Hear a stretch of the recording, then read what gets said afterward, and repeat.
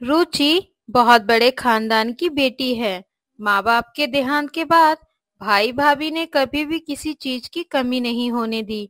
जमीन जायदाद, खुला पैसा, नौकर चाकर, शानो शौकत, सारी सुख सुविधाएं रुचि के लिए मौजूद रहती थी। रुचि जिस चीज पे हाथ रख दे वो उसके भैया दिलाकर ही रहते थे।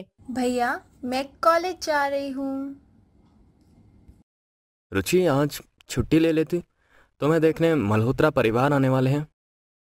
ओ भैया, अभी क्या जल्दी है, अभी तो मैं पढ़ ही रही हूँ। दरअसल रुचि के पीछे एक लड़का पड़ा हुआ है जो उसे कॉलेज आते जाते वक्त छेड़ता है और अब धीरे धीरे रुचि भी उसे पसंद करने लगी है। रोहित बड़ी बड़ी बातें करके उसे अपने प्यार के जाल में फंसाने लगा। रुचि, मैं तुम्हारे बिना नहीं रह सकता। अगर तुमने मुझसे शादी करने के लिए मना किया तो मैं मर जाऊंगा। मैं तुम्हें रानी बना के रखूंगा, किसी चीज की कमी नहीं होने दूंगा। रुचि भी रोहित की बातों में आ जाती है। आओ ना, मैं तुम्हें घर छोड़ देता हूँ। आओ बैठो ना रुचि, मेरी बाइक पर। रुचि बाइक पे बैठ जाती है और रोहित रुचि को इधर उधर घुमाने लगता है। रुचि रोहित को पकड़ के बैठती है। तभी लाल बत्ती पर रोहित अपनी बाइक रोकता है। वहीं रुचि के भाई की कार पहले से ही खड़ी थी। तभी मयंक अपनी बहन को यूं किसी लड़के के साथ बाइक पर बैठा देख घर चला जाता है और शाम को रुचि कहाँ थी तुम? कॉलेज की छुट्टी तो 4 बजे ही हो जाती है ना। अभी शाम के 7 बज रहे हैं। कहाँ थी तुम? वो भैया, एक असाइनमेंट के चक्कर में मैं अपनी फ्रेंड के घर रुकी थी।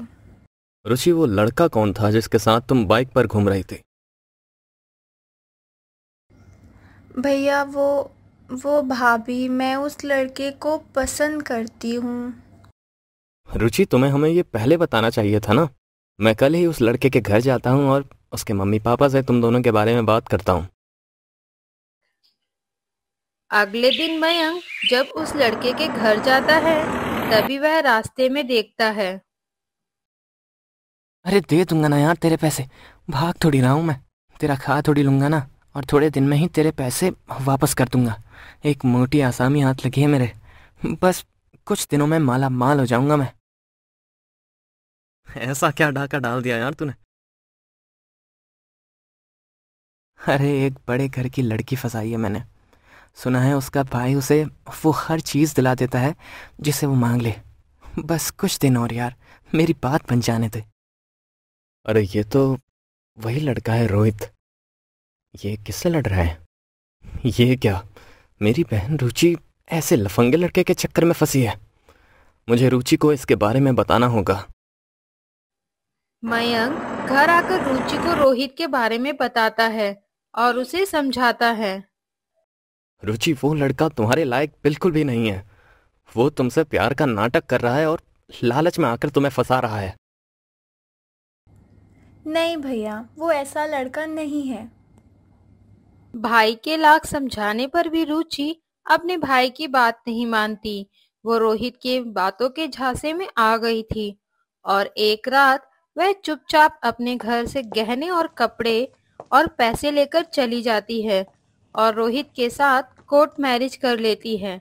शादी के बाद जब रुचि के पैसे और गहने सब बिक जाता है तो रुचि के सामने गरीबी में रोहित की सारी सच्चाई सामने आती है। तू तू मांगना अपने भाई से पैसे। इतनी अमीर है तू।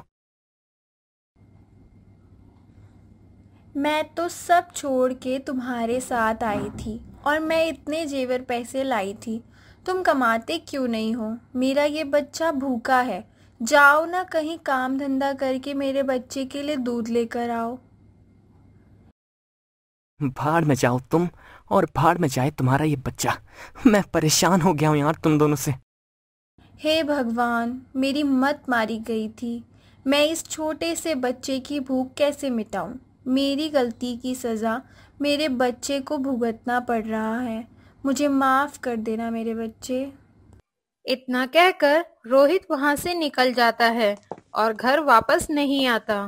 कोई तो कुछ पैसे दे दो, मेरा ये बच्चा भूखा है। रो मत बेटा। तभी वहां रुचि के घर का नौकर सब्जी ले रहा था। वह जैसे ही रुचि को देखता है, वह तुरंत मयंक को फोन करता है। हेलो मालिक, रुचि बिटिया तो यहाँ यहाँ सड़क पर भीख मांग रही है। आप कहाँ हैं? जल्दी आ जाइए। इतना सुनकर मयंक के होश उड़ जाते हैं। मयंक तुरंत रुचि के पास जाता है और घर के नौकर को 500 का नोट देता है और रुचि को देने को कहता है। नौकर 500 का नोट देकर चुपके से छुप जाता है। अरे ये 500 का नोट, ये नोट किसने दिया है? भगवान तेरा लाख लाख शुक्रिया। रुचि 500 का नोट पाकर बहुत खुश हो जाती है और दुकान से दूध और खाने का राशन लेकर घर की ओर जाती है। तभी मयंक अपनी बहन का पीछा करते हुए उसके पीछे पीछे जाता है। रुचि एक टूटे फूटे घर में जाती है, अपने बच्चे को दूध पिलाती है। रुचि अपने दिन याद कर कर बहुत रोती है। मेरे बच्चे, मेरी गलती की सज़ा तुम्हें भुगतनी पड़ रही है। ना मैं उस रोहित की बातों में आती और ना तुम्हें ये दिन देखना पड़ता। भैया, मेरे भैया ने मुझे बहुत समझाया था, पर मेरी ही आंखों पर पर्दा पड़ा था।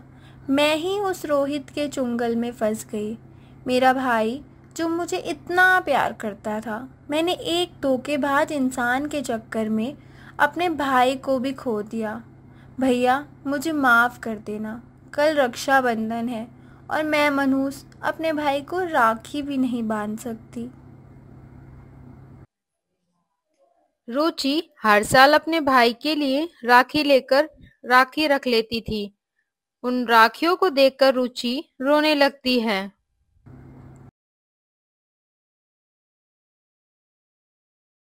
किसने मना किया है फिर? रुचि, तेरा भाई आज भी तेरी राखी का इंतजार कर रहा है। भैया, मुझे माफ़ कर देना भैया। बस मेरी बहन, तुम्हारे रोने के दिन अब गए। अब तुम्हारा भाई आ गया है ना, तुम्हारी सारी परेशानी अब खत्म। और वो रोहित कहाँ गया?